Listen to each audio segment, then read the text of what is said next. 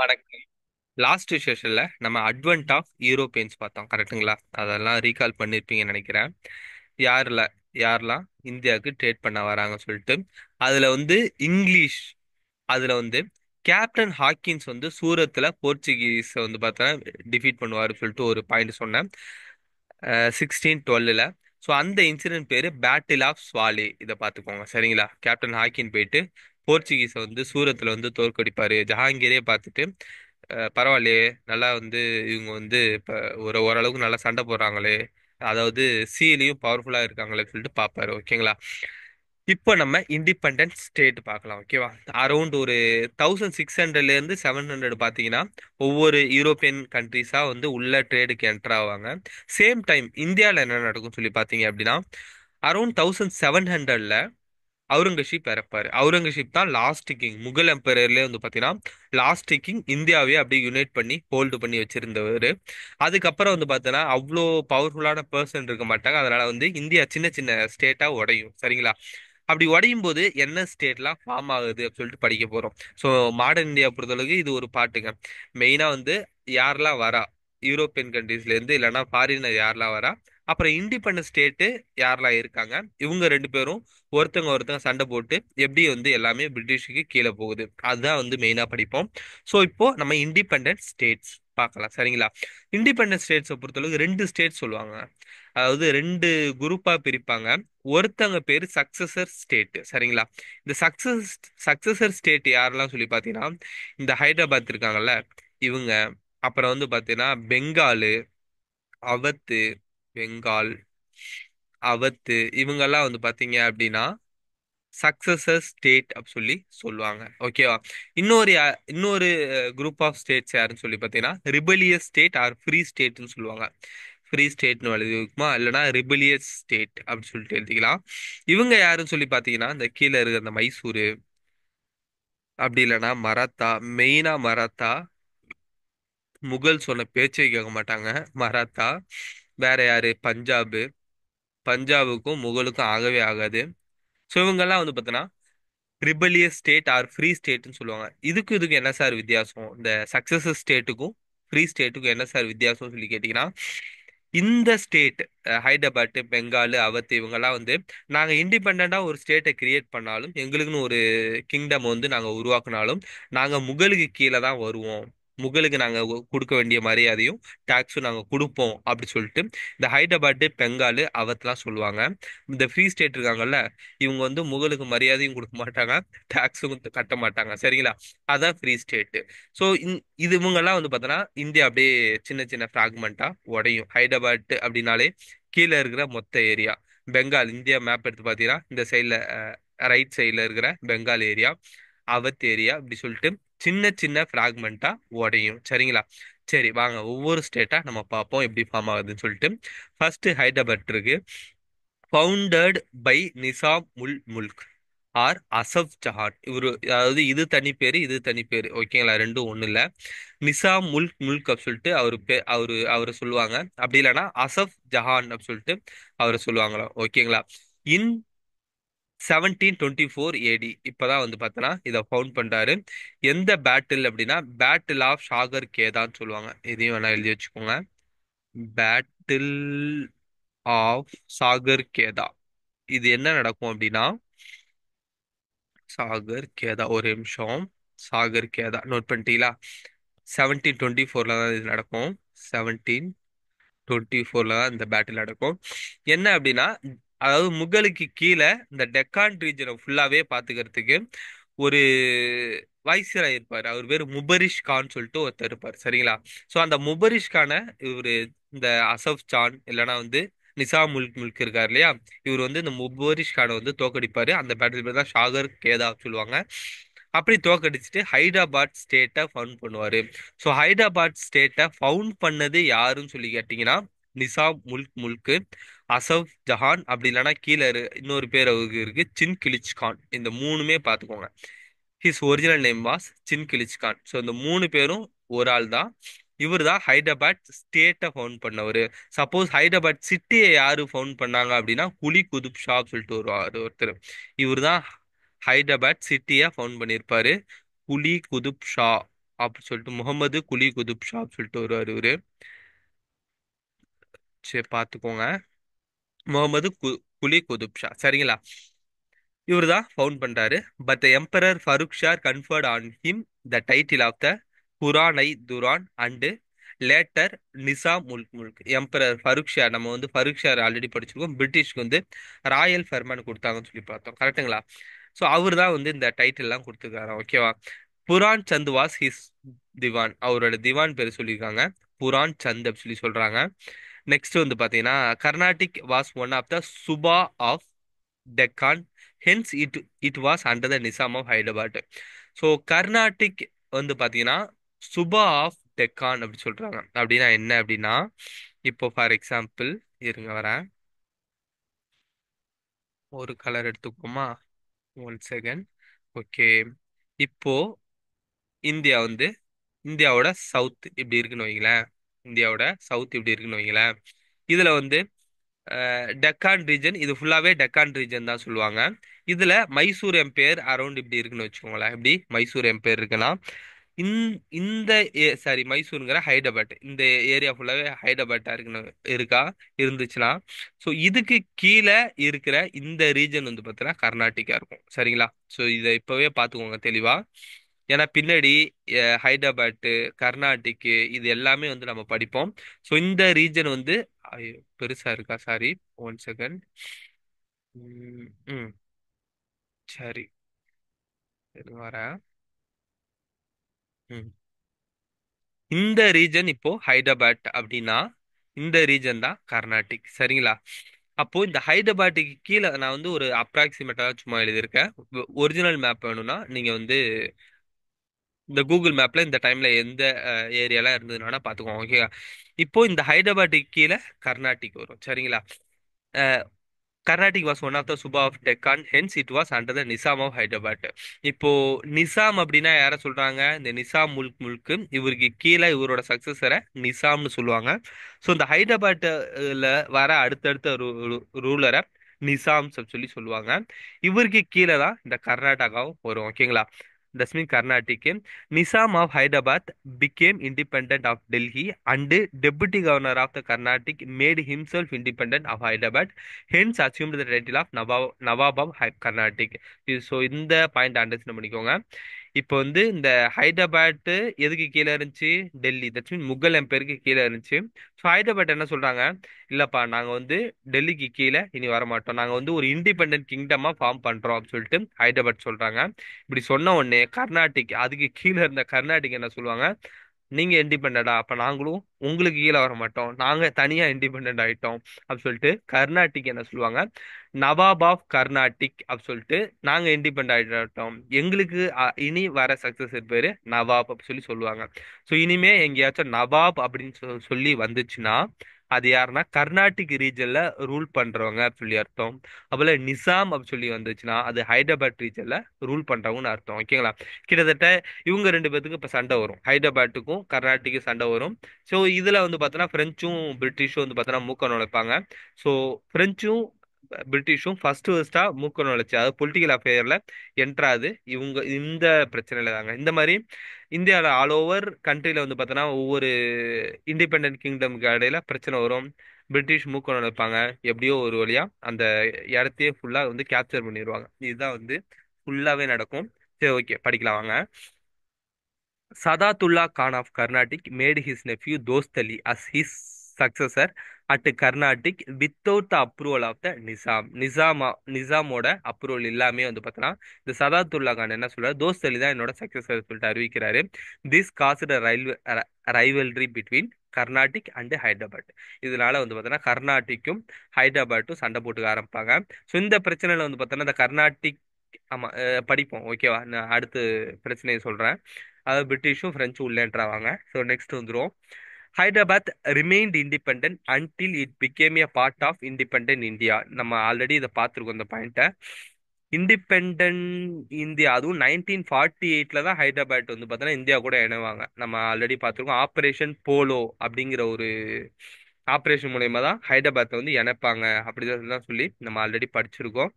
நீங்க இந்த இதை வச்சு இன்சிடென்ட் வச்சு ஒரு படம் வருங்க, ரசாக்கர் சொல்லிட்டு, லாஸ்ட் இயர் 2024ல ஒரு படம் வந்துச்சு. அதுல வந்து எப்படி எப்படி சொல்றது, முஸ்லீம் வந்து ரொம்ப வைலண்டா காமிக்கணும், வைலன்ஸா காமிச்சு சொல்லிட்டு கொஞ்சம் எக்ஸாகரேட் பண்ணி படம் எடுத்திருந்தாலும், நீங்க கிளைமேக்ஸ் மட்டும் பாத்தீங்கன்னா, ரசாக்கர் அப்படிங்கிற ஒரு படத்தோட கிளைமேக்ஸை மட்டும் பாத்தீங்கன்னா, உங்களுக்கு ஹைதராபாத் எப்படி அணைச்சாங்க, ஆபரேஷன் போனோம்னா என்ன அப்படின்னு சொல்லிட்டு உங்களுக்கு ஐடியா கிடைக்கும். சரிங்களா? ஸோ அந்த இன்சிடென்ட் 1948ல தான் ஹைதராபாத்தை இணைப்பாங்க. இதுல லாஸ்டா அந்த கிங் ஒருத்தர் இருப்பாரு, அவர் பேர் வேணா பாத்துக்கோங்க. ஹைதராபாத்தோட லாஸ்ட் கிங் அவர் பேரு மிர் ஒஸ்மான் அலி கான் சொல்லுவாங்க. மிர் ஒஸ்மான் அலி கான் அந்த படத்திலேயே வருவாரு. மிர் ஒஸ்மான் அலி கான். அலி கான். ஓகே, அவ்வளவுதான். சரி, next. The Nizam provided assistance to the British during the 1857 revolt. 1857 revoltல இந்த நிசாம் வந்து பிரிட்டிஷுக்கு வந்து பார்த்தோன்னா ஹெல்ப் பண்ணியிருக்காங்க. சரிங்களா? அவ்வளோதாங்க. ஸோ ஃபர்ஸ்ட் ஹைதராபாத் அப்படிங்கிற ஒரு ஸ்டேட்டை பற்றி எப்படி ஃபார்ம் ஆகுது அப்படிங்கிற ஒன்று பார்த்தோம். நிசாம் முல்க் முல்க் அசஃப் ஜஹான் அப்படி இல்லைன்னா சின் கிலிச் கான் அவர் தான் ஃபவுண்ட் பண்றாரு. இவரை வந்து பார்த்தீங்கன்னா இந்த படம் ஒன்று வந்துருங்க, அது என்னது, பாஜிராவ் மஸ்தானி. ஆமா, பாஜிராவ் மஸ்தானி படத்துலயும் வந்து பார்த்தோன்னா ஒரு சீன்ல பாஜிராவ் வந்து இந்த நிசாம் முல்க் முல்கிட்ட வந்து பேசுற மாதிரி ஒரு சீன் வரும். அந்த படத்துலயும் இது வந்து ஒரு ஒரு ஒரு ஒரு 5 நிமிஷம் 10 நிமிஷம் சீன் வந்துட்டு போகும். நீங்க பாத்தீங்கன்னா தெரியும். ஓகேங்களா? ஸோ இது ஹைதராபாத்தோட இந்த ஸ்டோரி. சரிங்களா? நெக்ஸ்ட் அவத்து. இதெல்லாம் வந்து ரொம்ப பெருசு பெருசா இருக்காது. யார் ஃபோன் பண்ணா எப்படி ஃபோன் பண்றாங்க அதை மட்டும் நீங்க பார்த்துட்டா போதும். அவத் ஃபவுண்டட் பை சாதத் கான், அப்படி இல்லைன்னா பர்ஹன் உல் முல்க். இது இது வந்து ஃபுல் நேம் கிடையாது. சாதத் கான் அப்படிங்கிறது ஒரு பேரு, அவரோட இன்னொரு பேரு பர்ஹன் உல் முல்க். ஓகேவா? ஹைதராபாத்துக்கு நிசாம் உல் முல்க், இங்க வந்து Burhan ul Mulk. Emperor Muhammad Shah appointed him as the governor of Awadh in 1722.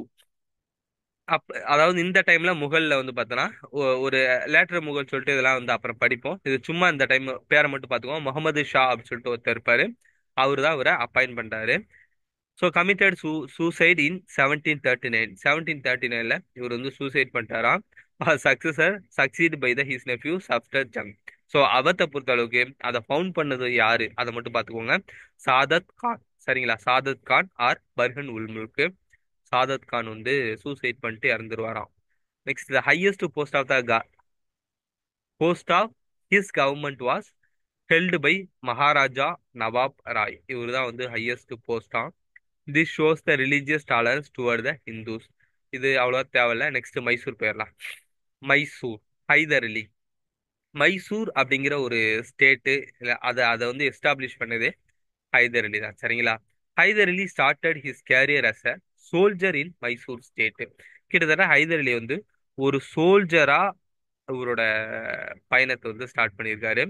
Promoted to commander in chief and later faujdar. ஃபஜுதார்னா மிலிட்ரி கமாண்டர். சரிங்களா? At Dindigul.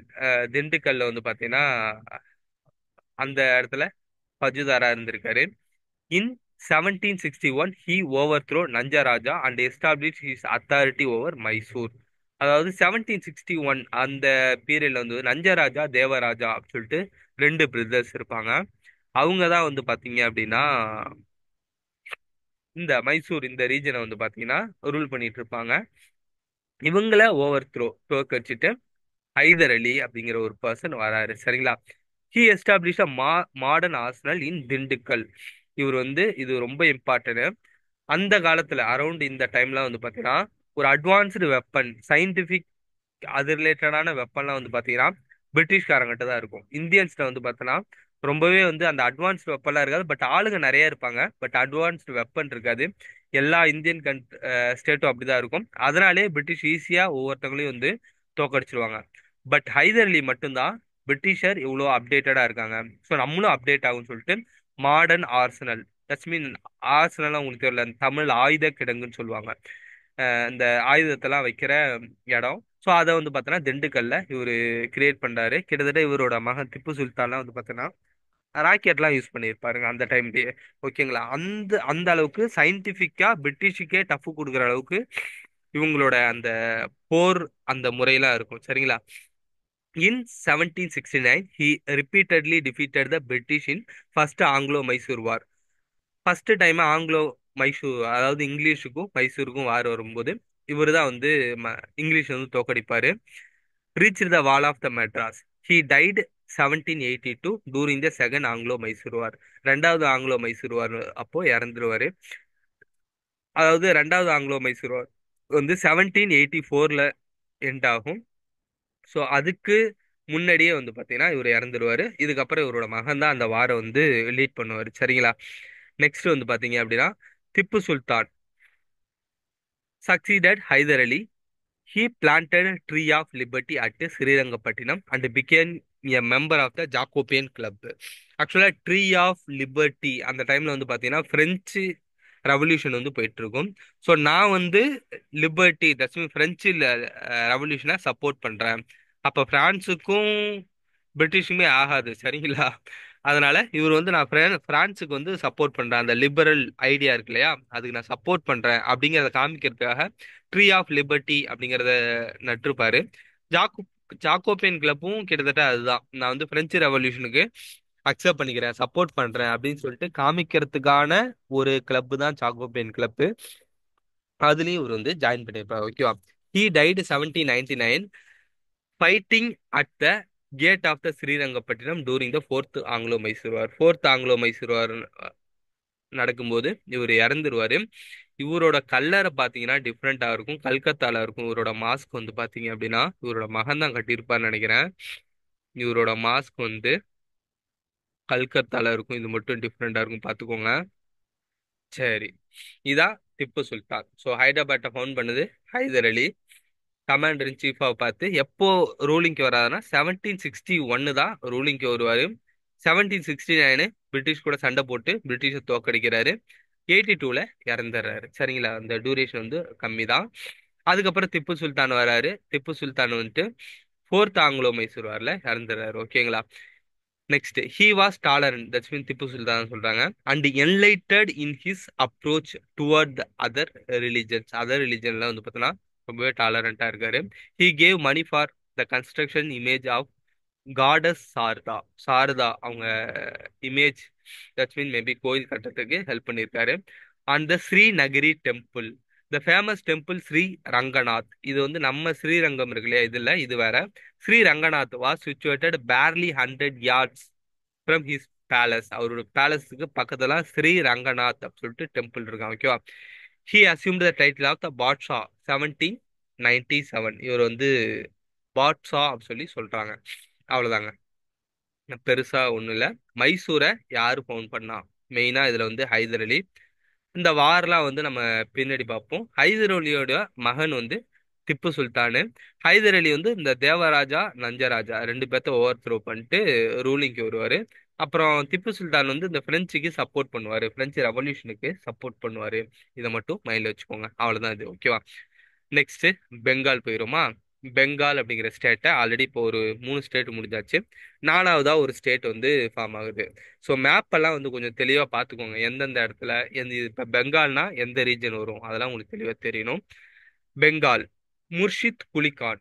He was murder sorry made governor of Bengal 1717 and Orissa 1719. He transferred the capital of Bengal from Dhaka to Murshidabad. Murshid Quli Khan Murshidabad அப்படிங்கிற ஒரு இடத்துக்கு கேபிட்டலை change பண்றாரு. ஓகேங்களா? 1717 around அந்த period தான் அவுரங்கசீப் இறந்துருவாரு. அதுக்கப்புறம் ஒரு ரூலர் வருவாரு. அப்புறம் ஃபருக்ஷியார்னு ரூலர், நம்ம ஆல்ரெடி பேர் வந்துச்சு இல்லையா, அவரு தான் இப்போ ரூலிங்ல இருப்பாரு. ஸோ இவரையும் என்ன பண்றாரு, முர்ஷித் குலிக்கான பெங்கால் ரீஜனுக்கு அப்பாயிண்ட் பண்றாரு.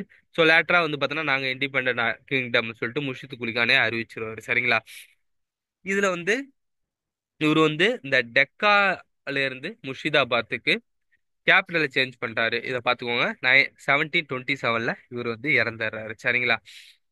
நெக்ஸ்ட் சுஜாவுதீன். இந்த பேரெல்லாம் சும்மா பார்த்துக்கோங்க. ஃபர்ஸ்ட் முர்ஷித் குலிகானு, இவரோட சன்னிலா தான் இந்த சுஜாவுதீன். இந்த சுஜாவுதீன் சன்னிலா தான் வந்து இந்த சர்ஃபஸ் கான். சரிங்களா? இந்த சர்ஃபஸ் கான் இருக்கார் இல்லையா, இவரை கொன்னுட்டு அலிவர்தி கான் வருவாரு. இவரோட சன்னு, அதாவது கிராண்ட் சன், அலிவர்தி கானோட கிராண்ட் சன் தான் இந்த சிராஜ் உத்தௌலா. இந்த 4 பேரும் வரிசை, 4 5 பேர் வருதா, 1 2 3 4 5 பேர் கரெக்ட். இந்த 5 பேரும் வரிசையா, அதாவது ஹிண்டு வச்சு பாத்துக்கோங்க. இல்ல அடுத்தடுத்து இவங்க வருவாங்கன்னு சொல்லிட்டு ஞாபகம் வைக்க முடிஞ்சா வச்சுக்கோங்க. ஓகேவா, இது important.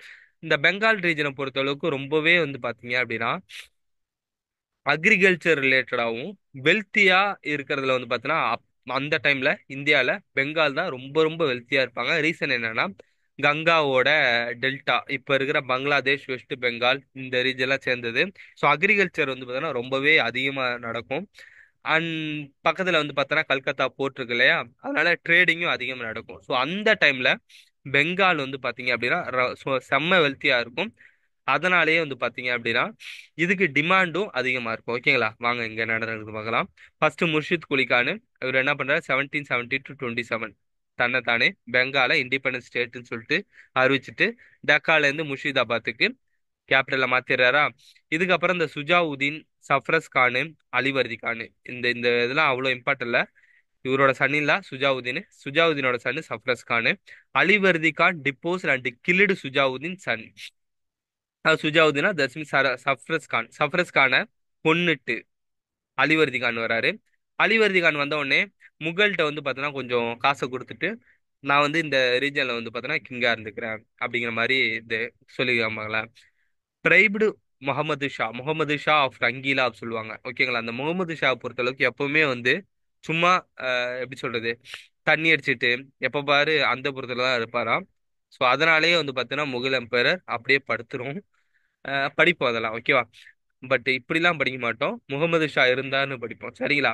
And legalise his position by receiving a farman by him from him.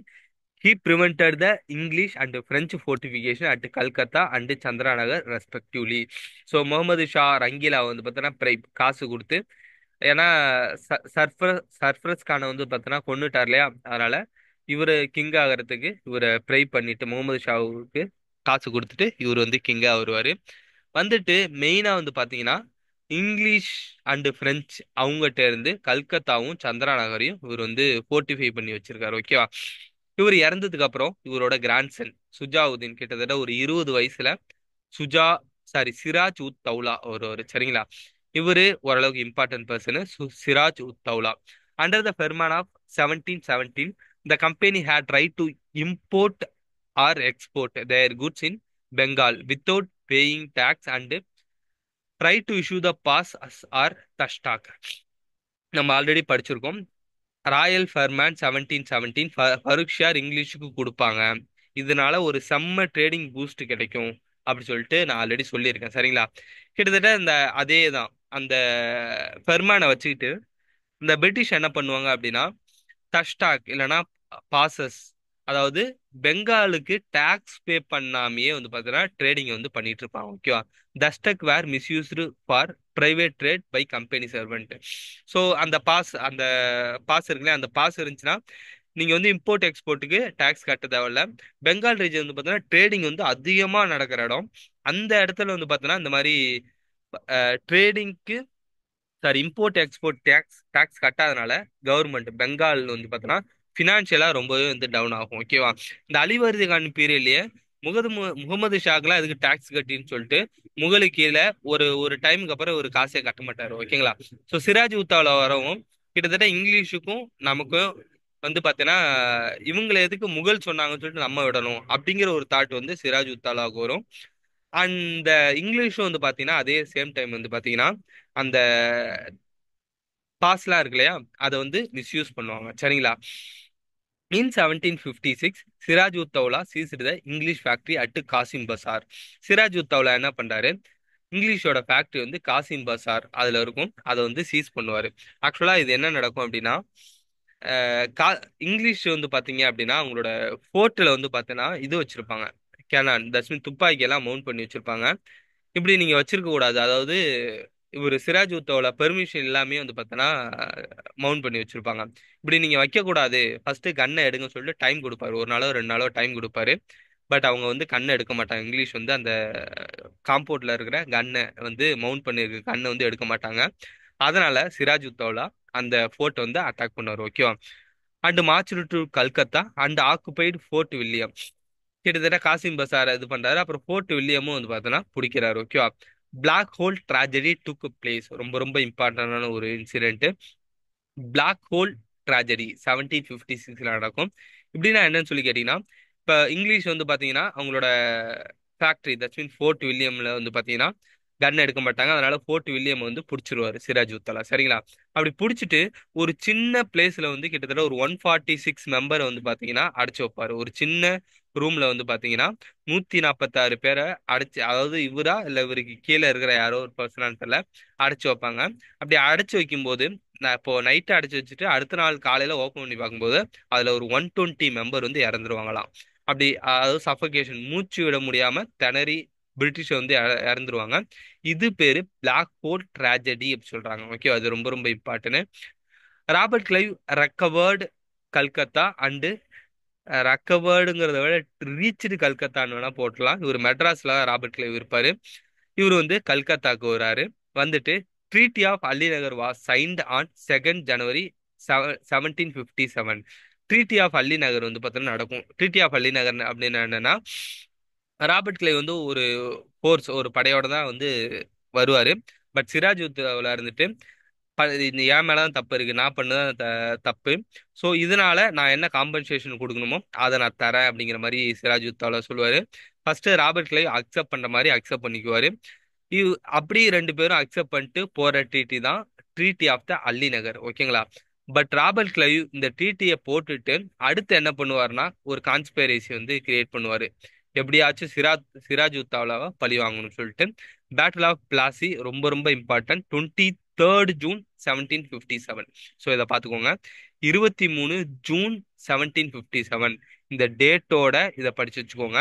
English won the battle against Siraj Uddaula. Siraj உத்தவ்லாக்கு கீழே அகைன்ஸ்ட் எதிர்த்து வந்து பாத்தீங்கன்னா பேட்டில் ஆஃப் பிளாசில ராபர்ட் கிளைவ் வந்து வின் பண்ணிடுவாரு.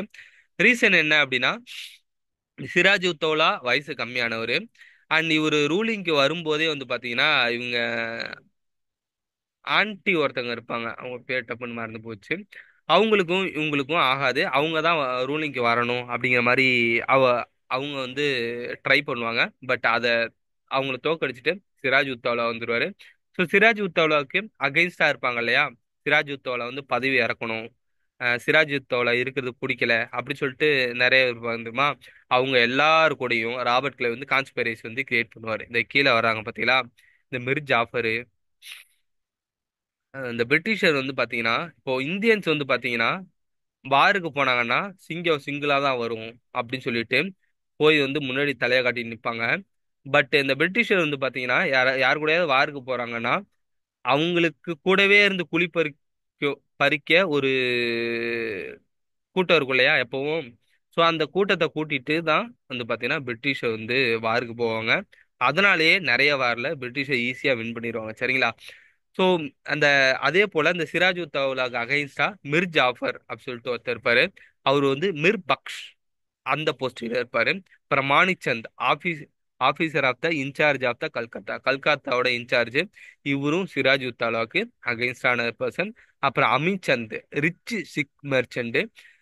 அப்புறம் ஜகத் சேத் ரொம்ப இம்பார்ட்டன்ட். இதெல்லாம் ஒரு எக்ஸாம்ல கேட்டிருந்தாங்க. ஜகத் சேட் அப்படின்னா யாரு, அவங்க வந்து பேங்கர்ஸ். சரிங்களா. இதெல்லாம் கேட்டிருந்தாங்க, ஸோ பார்த்துக்கோங்க. அப்புறம் வந்து Khadim Khan commander of Nawab army. So இவங்க எல்லாரும் வந்து பார்த்தோன்னா இங்கிலீஷோட சைடு வந்துடுறாங்க. வந்துட்டு ஸோ இவங்களும் ப்ளஸ் வந்து பார்த்தோன்னா ராபர்ட் கிளைவ் அப்புறம் சிராஜ் உத்தவ்லா சண்டை போடுவாங்க. இந்த சண்டையில வந்து சிராஜ் உத்தவ்லா ஈஸியா தோற்கடிக்கப்படுவாரு. ஸோ ரீசன் என்னன்னா ஆல்ரெடி சொன்னதான், இந்த கூடவே இருந்து குழி பெருக்கிறவங்களுக்கு தெளிவா தெரியும் எந்த இடத்து எது இவனோட வீக்னஸ், எந்த இடத்த அடிச்சா இவன் வந்து ஈஸியா விழுவான்னு சொல்லிட்டு தெரியும். ஸோ ஈஸியா சிராஜ் உத்தாலாவை டிஃபீட் பண்ணிடுவாங்க. சரிங்களா. Mir Madan and Mohanlal Nawab soldiers fought bravely. Nawab was killed by Mir Jafar son Miran. Mir ஜாஃபரோட சன் தேவர் இருக்கார் இல்லையா, இவரோட சன் மிரான் அப்படிங்கிற ஒருத்தர் தான் வந்து சிராஜ் உத்தாவலா வந்து பார்த்தோன்னா கொல்றாங்க. சரிங்களா. இது பேட்டில் ஆஃப் பிளாசி ரொம்ப ரொம்ப இம்பார்ட்டன்ட். ஸோ இந்த இன்சிடென்ட்டை பார்த்துக்கோங்க. ஓகேவா. Next Mir Jafar. Mir Jafar was the Nawab of Bengal. இதை நல்லா பார்த்துக்கோங்க. Mir Jafar was the first Nawab of Bengal, Bihar, Odisha under British rule in India.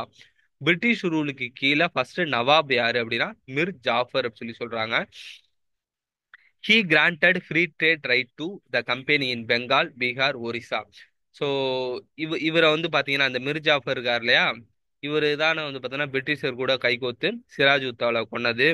So அதனால இவரை இந்த மிர் ஜாஃபர் இருக்கார் இல்லையா, இவரை ஒரு நவாப், பெங்காலோட நவாபா ராபர்ட் கிளே அப்பாயின் பண்ணுவாரு. Granted free trade right. So இந்த போஸ்ட், அதாவது கிங்கா வந்து உட்கார வச்சதுக்காக இவர் என்ன பண்ணுவாரு, பிரிட்டிஷருக்கு நல்லா கொள்ளையடிங்க, that's mean free trade right அதை வந்து கொடுப்பாரு. ஓகேங்களா, சும்மாவே அவங்க வந்து கொள்ளையடிப்பாங்க. ஸோ இப்போ சொல்ல வேணும், பெங்கால், பீகார், ஒரிசா மூணு இடத்தையும் சுரண்ட ஆரம்பிப்பாங்க. In 1760 Mir Jafar was replaced by his son in law Mir Kasim. இப்போ என்ன நடக்கும், இந்த அரௌண்ட் இந்த 1759ல என்ன நடக்கும்னா பார்ப்பாங்க. 1759. இப்போ என்ன நடக்கும் அப்படின்னு சொல்லி பார்த்தீங்கன்னா, மிர் ஜாஃபர் ஃபர்ஸ்ட் இனிஷியலா வந்து பார்த்தோன்னா பிரிட்டிஷ், அதான் இந்த போஸ்ட்ல நம்ம உட்கார வச்சாங்க. அதுக்காக அவங்களுக்கு வந்து பார்த்தீங்கன்னா என்னெல்லாம் பண்ண முடியுமோ இனிஷியலா பண்ணிட்டு இருப்பாரு. பட் கொஞ்சம் போக போக போக பிரிட்டிஷர் இந்த ஆல்ரெடி அந்த டாஸ்டாக் சொல்லிட்டு ஒரு பாஸ் இருந்தது இல்லையா, அதை மிஸ்யூஸ் பண்ணுவாங்க இல்லையா, அதை இன்னும் அதிகமா பண்ண ஆரம்பிச்சிருவாங்க. அண்ட் ரெவன்யூ வந்து பார்த்தோன்னா பெங்காலுக்கு வரவே வராது. ஸோ இதை பார்த்து கடுப்பான மிர்ஜாஃபர் என்ன பண்ணுவாரு, எப்படியாவது இந்த பிரிட்டிஷர் வந்து தோக்கடிக்கணும் அப்படின்னு சொல்லிட்டு இப்போ ட்ரை பண்ணுவாரு, மிர்ஜாஃபர் ட்ரை பண்ணுவாரு. பட் நோ யூஸா இருக்கும். இவர் என்ன பண்ணுவாரு, போய் டச்சுட்ட கான்ஸ்பிரசி வந்து பார்த்தோன்னா பண்ணுவாரு. கான்ஸ்பைரசி அந்த டைம்ல வந்து ஓரளவுக்கு பவர்ஃபுல்லா இருக்கிறது டச்சு தான். ஸோ இவங்க கிட்ட வந்து பாத்தீங்க அப்படின்னா கான்ஸ்பைரசி வந்து பண்ணுவாரு. டச் கரெக்ட் தான் நினைக்கிறேன். டச்சில் வந்து கான்ஸ்பைரசி பண்ணுவாரு அட்டு சின்சுரா. சின்சுரா அப்படிங்கிற இடத்துல ஆல்ரெடி நான் வந்து ஒரு பேட்டில் ஆஃப் பிடரரா இல்லைன்னா பேட்டில் ஆஃப் ஹூக்லி அப்படி இல்லைன்னா பேட்டில் ஆஃப் சின்சுரா இது அப்படின்னு சாரி பெடரரா சொல்லி சொல்லியிருப்பேன். சரிங்களா, அந்த பேட்டில் இப்பதான் நடக்கும், டச்சுக்கும் பிரிட்டிஷுக்கும் இப்ப நடக்கும். Battle of Chinsura, battle of Bedara, battle of Hooghly, இது எது சொன்னாலுமே அந்த பேட்டில் தான். ஸோ இவர் மிர்ஜாஃபர் என்ன பண்ணுவாரு, போய் டச்சை கூட்டு வருவாரு. டச்சிட்ட வந்து கான்ஸ்பிரசி வச்சு பிரிட்டிஷ்க்கு அகைன்ஸ்டா சண்டை போடுவாரு. இந்த பேட்டில தோத்துருவாரு. ஸோ இந்த பேட்டிலோட டச் ஓரளவுக்கு வந்து பாத்தீங்கன்னா ஒரு சைன் பண்ணிட்டு டச்சு கிளம்பிடுவாங்க. மிர்ஜாஃபரை பதவி விட்டு இறக்கிடுவாங்க. கிட்டத்தட்ட மிர்ஜாஃபரோட சன் மிரான் இருக்காரு இல்லையா, அவரு இந்த இதுல செத்துருவாரு. மீரானை வந்து போட்டு தள்ளிடுவாங்க. வெள்ளைக்காரங்களே வந்து போட்டு தள்ளுவாங்க. ஸோ யாருக்காக சிராஜ் உத்தவ்லாவை இவர் கொன்னாரோ அவங்களே வந்து இவரோட மகனை வந்து கொண்டுவாரு. இதான் டைமிங் சொல்றது. ஸோ மிர்ஜாஃபர் வந்து ரிப்ளேஸ் பண்ணி மிர் காசிம் சொல்லிட்டு இவரை வந்து உட்கார வைப்பாங்க. கிட்டத்தட்ட இவரோட கசின் தான். மிர் காசிம் சீடட் த பர்தவான் மிட்னாப்பூர் சிட்டகாங். ஸோ இவரை உட்கார வச்சதுக்காக ஆல்ரெடி வந்து பாத்தீங்கன்னா இந்த ரீஜன்லாம் வந்து பாத்தீங்கன்னா ஃப்ரீ ட்ரேட் பண்றதுக்காகவும் ரைட்ஸ் வாங்கினாங்க. இப்போ இந்த பர்தவான், மிட்னாப்பூர், சிட்டகாங் இதெல்லாம் வந்து பார்த்தீங்கன்னா அவங்களுக்கு பிரிட்டிஷுக்கு கொடுக்குறாங்க. He shifted the capital Murshidabad to Munger. So இவரும் கொஞ்ச நாள் இருப்பார், மிர்காசிமும் கொஞ்ச நாள் இருப்பாங்க. பட் போக போக இந்த பிரிட்டிஷரோட அராஜகம்னு சொல்லுவாங்க இல்லையா, அவங்களோட அட்டூழியம் கொஞ்சம் அதிகமா இருக்கும்.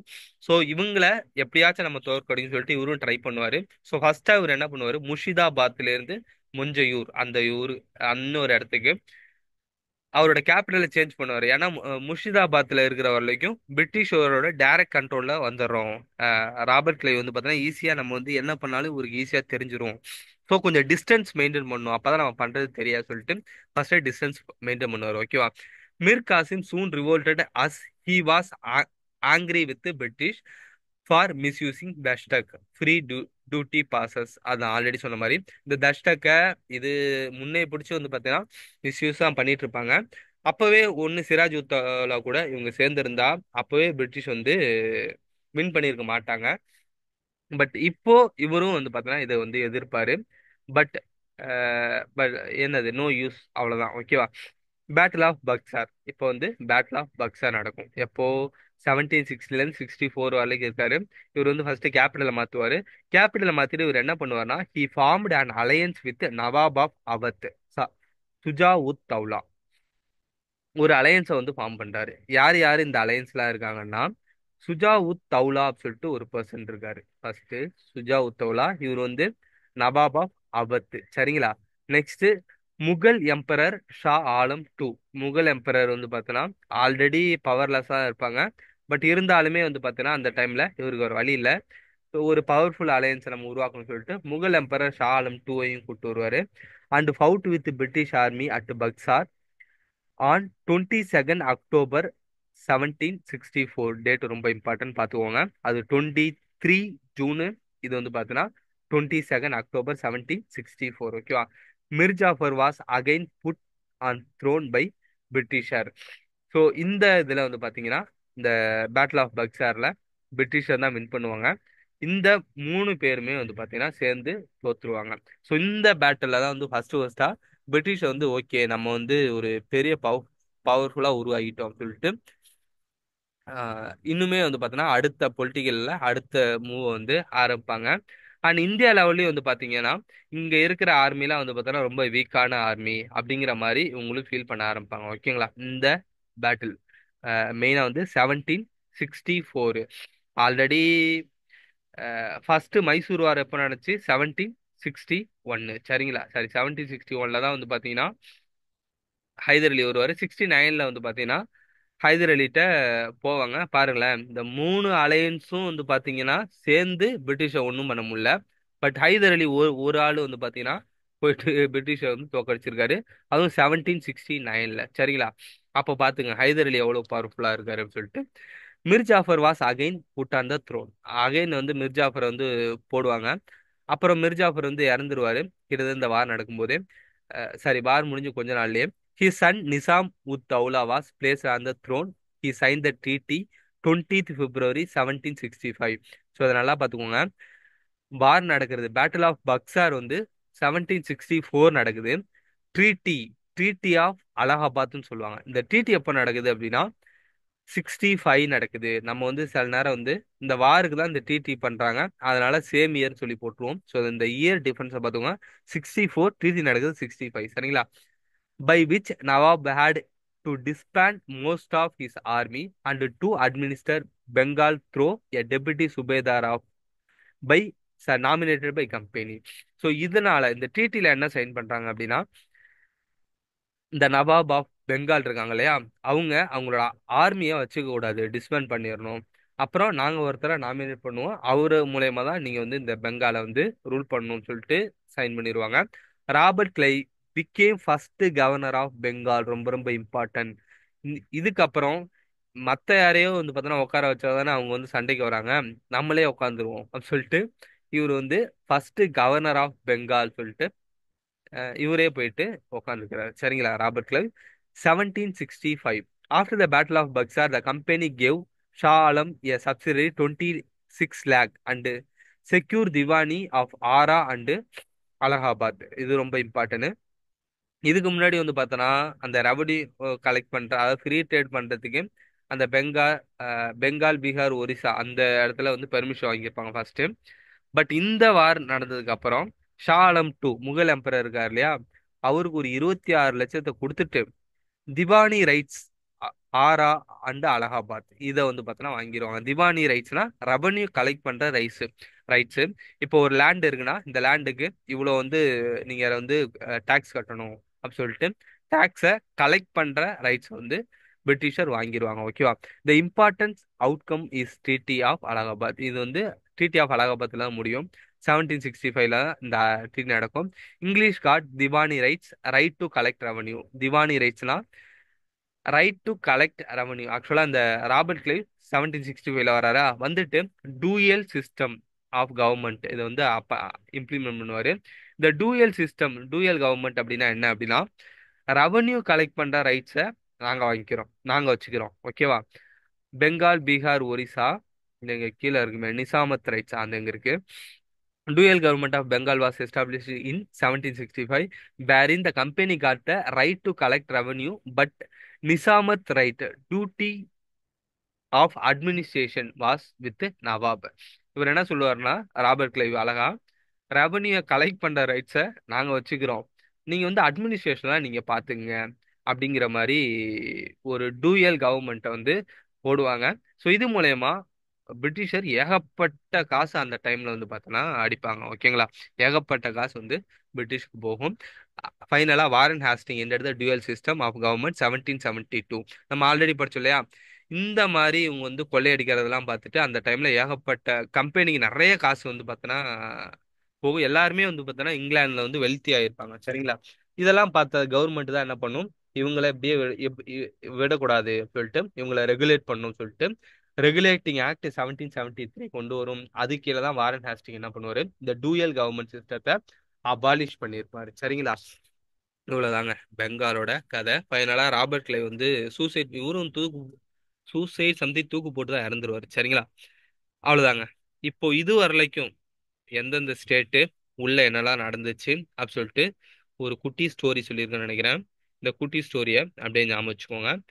அப்புறம் இனிமே வந்து பாத்தீங்க அப்படின்னா இந்த அட்வென்ட் ஆஃப் த யூரோப்பியன், அப்புறம் இந்த இண்டிபெண்டன்ட்லயே வந்து பாத்தீங்கன்னா நம்ம எல்லாம் என்னெல்லாம் படிச்சிருக்கோம்னா, ஹைதராபாத் பெங்கால் அவத் படிச்சாச்சா, மைசூர் படிச்சாச்சா, மராத்தா பஞ்சாப் ரெண்டும் படிக்கணும். ஓகேவா? மராத்தா பின்னாடி படிப்போம், பஞ்சாப் அடுத்து இருக்கும்னு நினைக்கிறேன். அதையும் நெக்ஸ்ட் செஷன்ல நெக்ஸ்ட் வீடியோல நம்ம படிச்சிருவோம். சரிங்களா?